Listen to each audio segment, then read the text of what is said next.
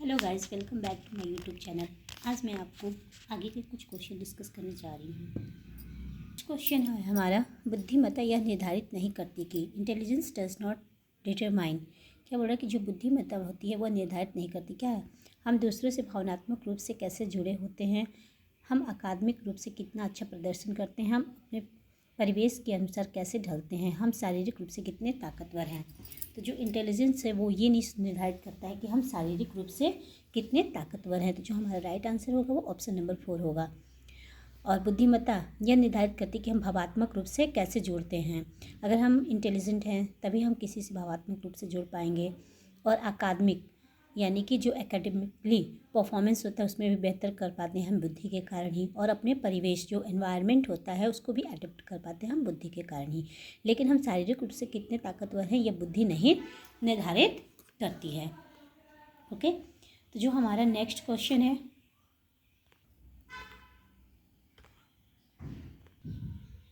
Next question हमारा है,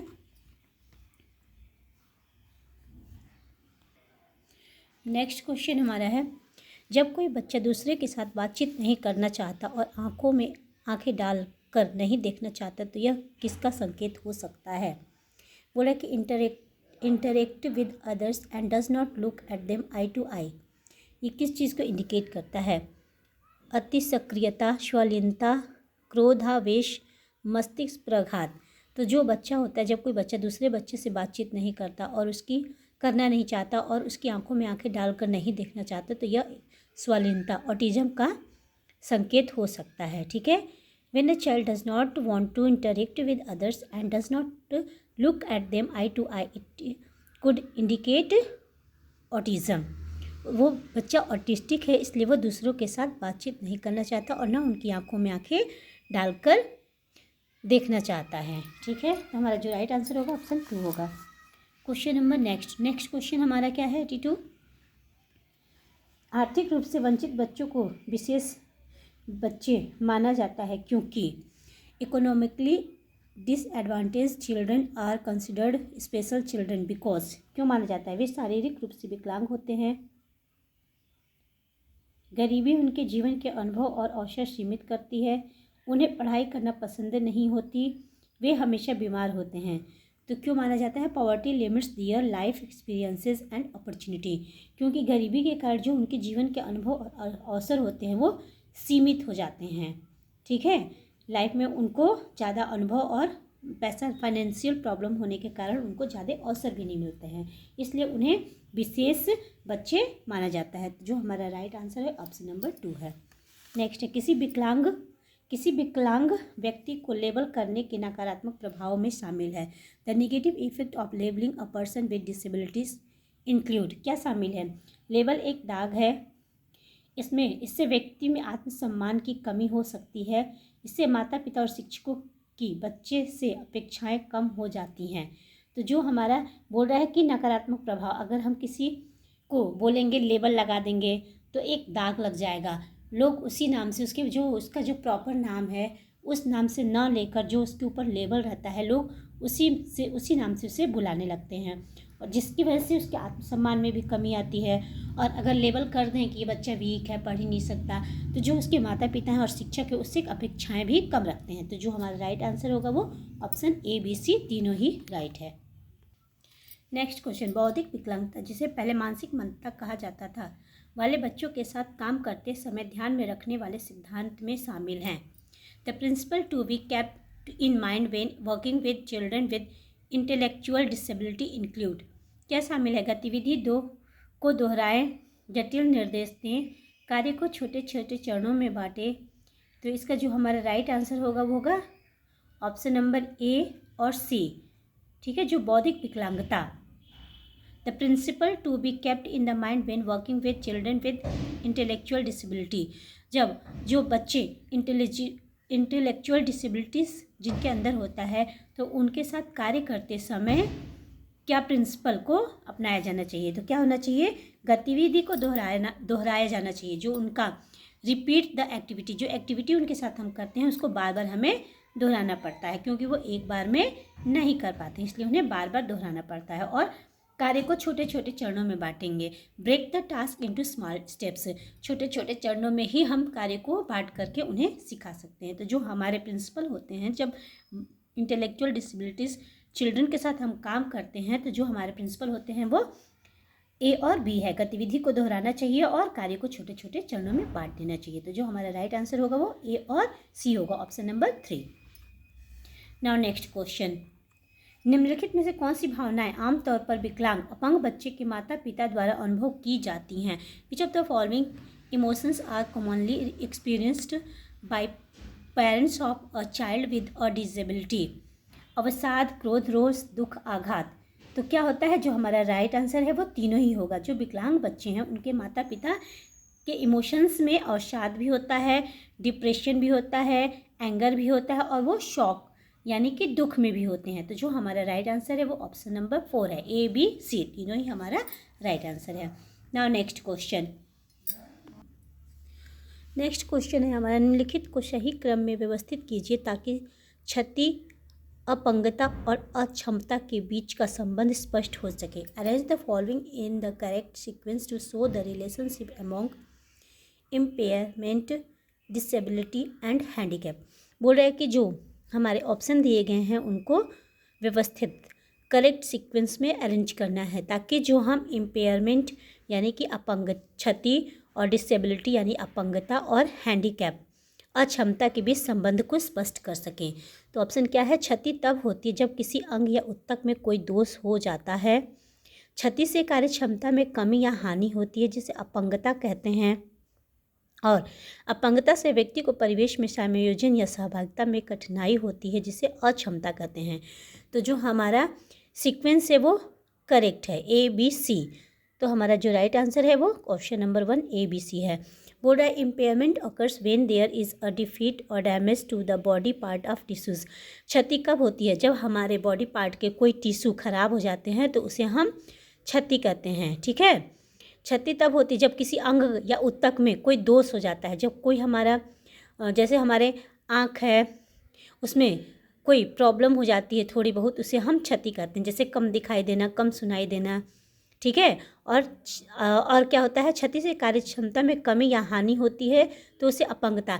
अब जब कोई क्षति होती है जिससे हमारे कार्य में कोई प्रॉब्लम नहीं होती है उसे हम इम्पेयरमेंट यानी कि क्षति कहते हैं। जब कोई उत्तक या अंग खराब हो जाता है लेकिन मतलब कि हमारे कार्य क्षमता पे कोई ज़्यादा प्रभाव नहीं पड़ता है। और जब क्षति यानी कि जब इम्पेयरमेंट ज़्यादा लेवल बढ़ जाता है, रिड्यूस हो जाता है उसका, और जब कोई कार्य करने में हमें हानि हो जाती है, जैसे हम टोटली मतलब कि अब हमारी जो हानि है वो हमारे कार्य पे इफेक्ट डाल रहा है तो उसे हम अपंगता कहते हैं। और अपंगता से व्यक्ति को क्या होता है, जो परिवेश होता है, इन्वायरमेंट होता है, उसके साथ समायोजन करने में, इंटरेक्टिंग करने में या एडॉप्ट करने में कठिनाई होती है, उसे हम अक्षमता कहते हैं। ठीक है, तो ये हमारा जो ऑप्शन है राइट आंसर वो ए बी सी तीनों ही सीक्वेंस में अरेंज है। नेक्स्ट क्वेश्चन है, निम्नलिखित में कौन से कथन सही हैं? आक्रामक बच्चे प्रायः अप्रसन्न होते हैं। आक्रामकता बच्चे का अपनी तरफ ध्यान आकर्षित करने का एक तरीका है। तो जो बोल रहा है कि दोनों ही कथन सही है। जो एग्रेसिव चिल्ड्रन होते हैं वो हमेशा क्या होते हैं, अनहैप्पी होते हैं, वो प्रसन्न नहीं होते हैं, वो खुश नहीं होते हैं, वो हमेशा ही दुखी अप्रसन्न रहते हैं। और आक्रामकता बच्चे को अपनी तरफ ध्यान आकर्षित करने का तरीका है। और जो एग्रेशन है बच्चे का वो क्या है, गेनिंग अटेंशन, ताकि मैं आक्रामक व्यवहार करूँगा तो लोग मेरी तरफ ध्यान आकर्षित करेंगे। तो जो हमारा कथन है ए और बी दोनों ही करेक्ट है, सही है। तो हमारा जो राइट आंसर है ऑप्शन नंबर 3 है। नेक्स्ट क्वेश्चन है, निम्नलिखित में से कौन से कथन सही है? छोटे बच्चों में चोरी करना हमेशा बुरे चरित्र का संकेत होती है। छोटे बच्चे कभी कभी चोरी इसलिए करते हैं क्योंकि उनको अपनी और दूसरों की चीज़ों के बारे में बीच अंतर का ज्ञान नहीं होता है।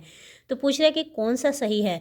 तो जो ये बोल रहा है कि छोटे बच्चों में चोरी करना हमेशा बुरे चरित्र का, ऐसा कुछ नहीं है। बच्चे कभी कभी जानबूझ के चोरी नहीं करते, उनको वो चीज़ें पसंद आती है तो वो उसे ले लेते हैं। ठीक है, तो ये जो है वो सही हमारा कथन नहीं है। और बी है छोटे बच्चे कभी कभी चोरी इसलिए करते हैं क्योंकि उनको अपनी और दूसरों की चीज़ों के बीच अंतर का ज्ञात नहीं होता है। चीज़ें सेम लगती हैं तो उनको ये नहीं पता चलता है कि ये मेरी पेंसिल है या फिर किसी और की है, या इरेज़र मेरा है या दूसरे का है।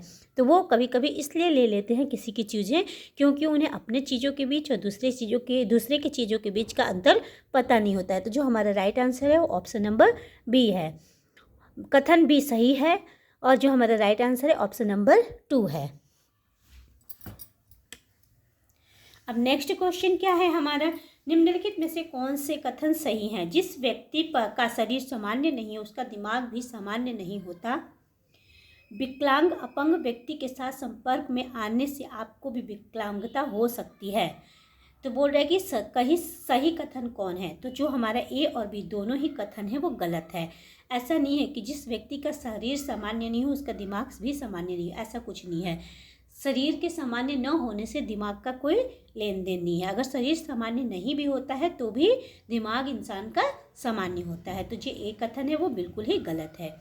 और कथन बी कि अगर हम विकलांग व्यक्तियों के संपर्क में आए तो हमें भी विकलांगता हो सकती है, ऐसा कुछ नहीं है कि हम अगर विकलांग व्यक्ति के संपर्क में आए तो हमें भी विकलांगता हो सकती है। तो जो हमारा ए और बी दोनों ही गलत है। तो ऑप्शन नंबर 4 है वो हमारा राइट आंसर है। नेक्स्ट क्वेश्चन, निम्नलिखित में से कौन सा कथन सही है? श्रवण यंत्र हियरिंग एड का उपयोग 8 से 10 महीने की उम्र में किया जा सकता है। यदि 6 मास का शिशु उसके नाम से बुलाने पर कोई प्रतिक्रिया नहीं देता तो यह श्रवण दोष का संकेत हो सकता है। तो जो हमारा बोल रहा है कि सही कथन कौन है? तो जो हमारा ए है और बी है दोनों ही कथन सही हैं।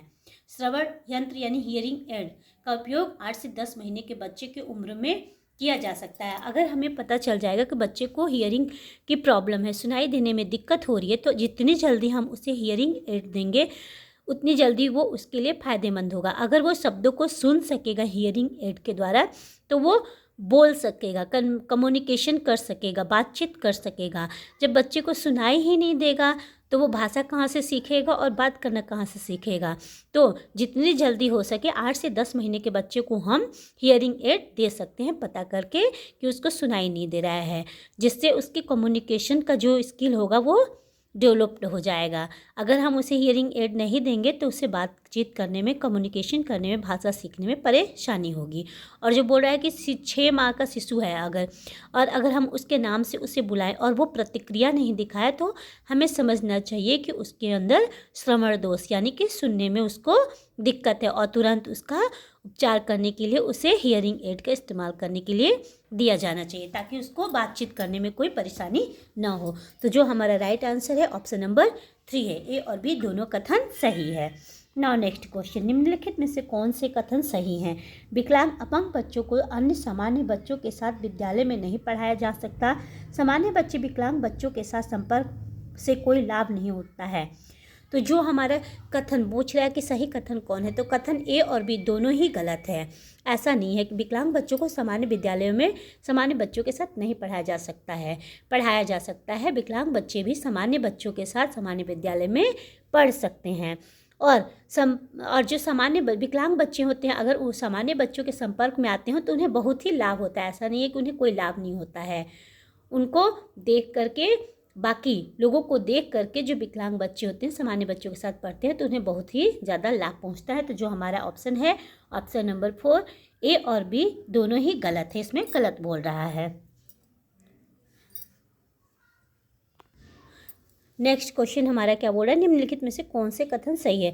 जब राष्ट्र छोटे बच्चों में निवेश करता है तो वे बड़े होकर उत्पादक वयस्क बनते हैं और राष्ट्र के विकास में योगदान देते हैं।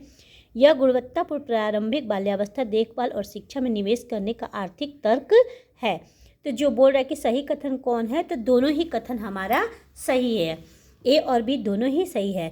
जब बोल रहा है कि when the nation invest in young children they grow up begin productive adults and contribute to the nation's growth.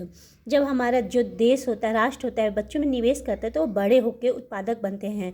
अगर उनके ऊपर निवेश किया जाएगा तो वो पढ़ेंगे लिखेंगे, अच्छे नागरिक बनेंगे, तो वो हमारे राष्ट्र के विकास में योगदान देंगे। तो ये बिल्कुल ही सही कथन है। और this is the economic argument of investing in equality early childhood care and education. बोल रहा है कि छोटे बच्चों में गुणवत्तापूर्ण प्रारंभिक बाल्यावस्था में देखभाल और निवेश आर्थिक तर्क है। ये भी सही बोल रहा है। तो हमारा जो ऑप्शन होगा ऑप्शन नंबर 3 ए और बी दोनों ही सही है। हमारा नेक्स्ट क्वेश्चन क्या है, निम्नलिखित में से कौन से कथन सही है। जीवन के प्रारंभिक वर्ष सभी क्षेत्रों में सर्वोच्च विकास के लिए सबसे महत्वपूर्ण होते हैं। प्रारंभिक वर्षों में केवल पोषण पर ध्यान केंद्रित किया जाना चाहिए। तो बोल रहा है कि सही कथन कौन है। तो जो हमारा ए है, कथन A, early years of life are the most crucial for optimal development in all domains. तो जो हमारा ए कथन है वो सही है कि जीवन का जो प्रारंभिक वर्ष होता है, शिशु का जो अर्ली एज होता है, अगर हम उस पे सर्वोच्चतम विकास पे ध्यान देंगे तो यह महत्वपूर्ण होता है। उसके आगे के जो विकास के क्षेत्र है, आगे का जो जीवन है, पीरियड है, वो भी विकसित होगा। तो जीवन का जो प्रारंभिक वर्ष होता है वो विकास के लिए बहुत ही इम्पॉर्टेंट होता है और उसमें हमें ज़्यादा ध्यान देना चाहिए।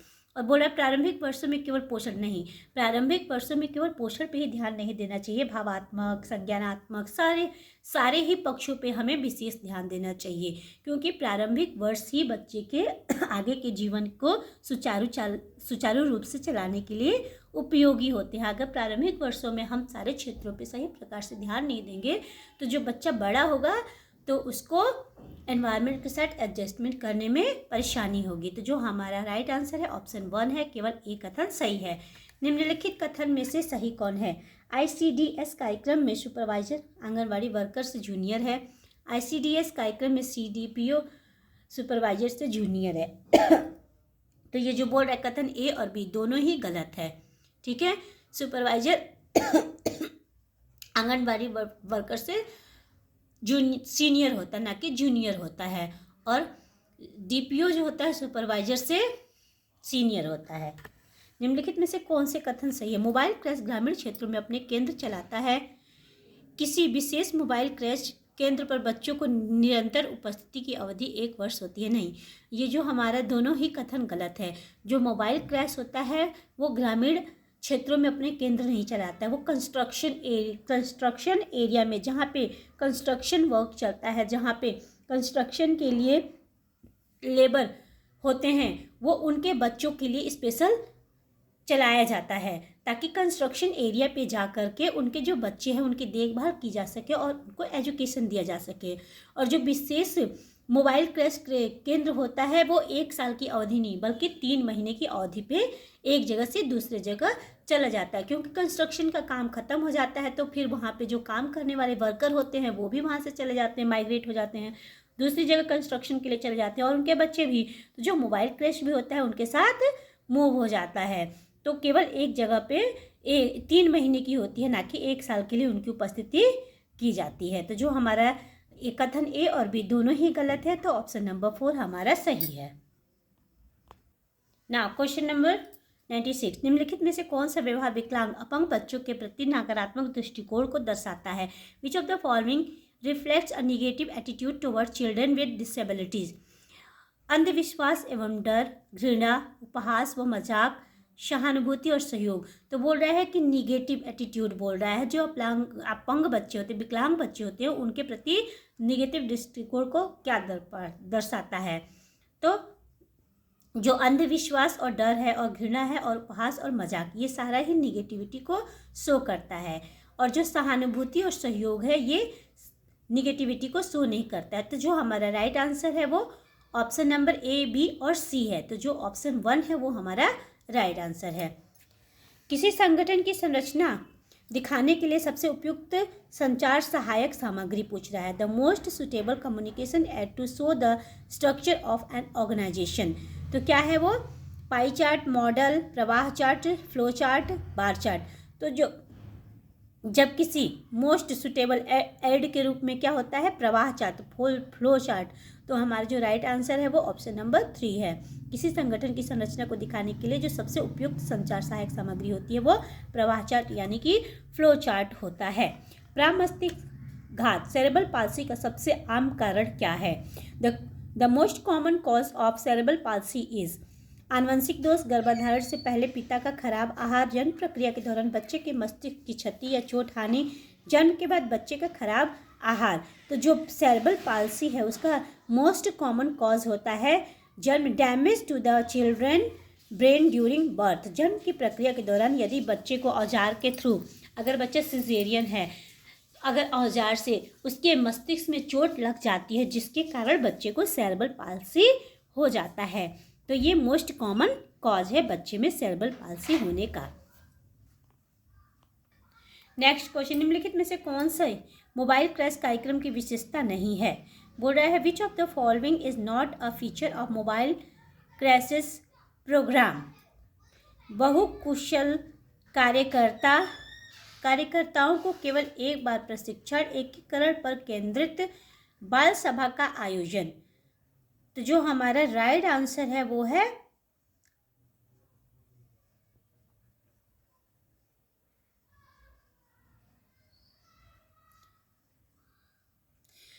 ऑप्शन नंबर 2, कार्यकर्ताओं को केवल एक बार प्रशिक्षण, one time training to workers. This is not, ये जो हमारा विच ऑफ मोबाइल क्रैश का प्रोग्राम का फीचर नहीं है। मल्टी स्किल्ड वर्कर भी चाहिए, फोकस ऑन इंटीग्रेशन, एकीकरण इंटीग्रेशन पे भी फोकस किया जाता है और बाल सभा भी आयोजित की जाती है। और कार्यकर्ताओं को केवल साल में एक बार ही प्रशिक्षण नहीं दिया जाता बल्कि उनको कई बार प्रशिक्षण दिया जाता है। तो जो हमारा राइट आंसर है ऑप्शन नंबर 2 है। संचार प्रक्रिया में निम्नलिखित चरणों को सही क्रम में व्यवस्थित कीजिए।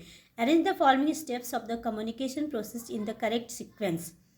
प्राप्तकर्ता प्रतिक्रिया देता है, प्रेषक संदेश को चुनता है, प्राप्तकर्ता संदेश को प्राप्त करता है, संदेश एक माध्यम के द्वारा प्रसारित किया जाता है।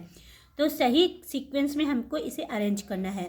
तो सबसे पहले क्या होता है, प्रेषक संदेश को चुनता है, sender select a message, after that संदेश एक माध्यम के द्वारा प्रसारित किया जाता है, message is transmitted through a channel.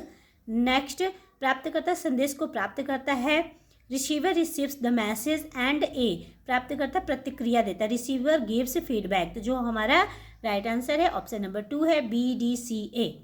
Thank you. अगर आपको हमारा चैनल पसंद आए तो चैनल को सब्सक्राइब और लाइक करें ताकि मैं आपको इस तरह के और वीडियो अपलोड कर सकूं।